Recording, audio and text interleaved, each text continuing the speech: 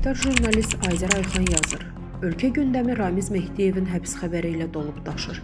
Prezident administrasiyasının keçmiş rəhbəri barəsində Səbail rayon məhkəməsinin oktyabrın 14-də çıxardığı qərar 3 gündür eninə uzununa tartışılır. Hər kəs bu qərarın gerçək səbəblərini tapmağa çalışdığı vaxtda gündəm daha bir xəbərlə dalğalandı. Sən demə, Ramiz Mehdiyevin dövlət hakimiyyətini ələ keçirməyə yönələn əməllərini Azərbaycan tərəfinə Rusiya çatdırıb. O, dövlət hakimiyyətini zorla ələ keçirdikdən sonra keçid dövrü üçün müvəqqəti Dövlət Şurası formatında qurum yaradılmasını təklif edib. Dövlət Şurası mövzusu 30 ildir ki, Azərbaycan siyasətində vaxtaşırı səsləndirilir. İlk dəfə bu təkliflə Azərbaycan Milli İstiqlal Partiyasının lideri Etibar Məmmədov çıxış edib.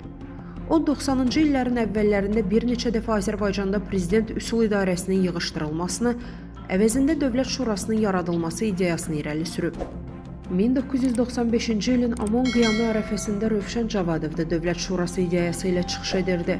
O, hətta Moskvaya sığınmış Ayaz Mütəllibovun, Kələkəyə getmiş Əbülfəz Elçibəyin də bu şurada təmsilçiliyinə isti yanaşdığını ifadə edirdi. Yazını ətraflı şərh bölümündəki linkdən oxuya bilərsiniz. Əziz izləyicilər, xəbərlərdən məlumat əldə etmək üçün kanalımıza abunə ola bilərsiniz.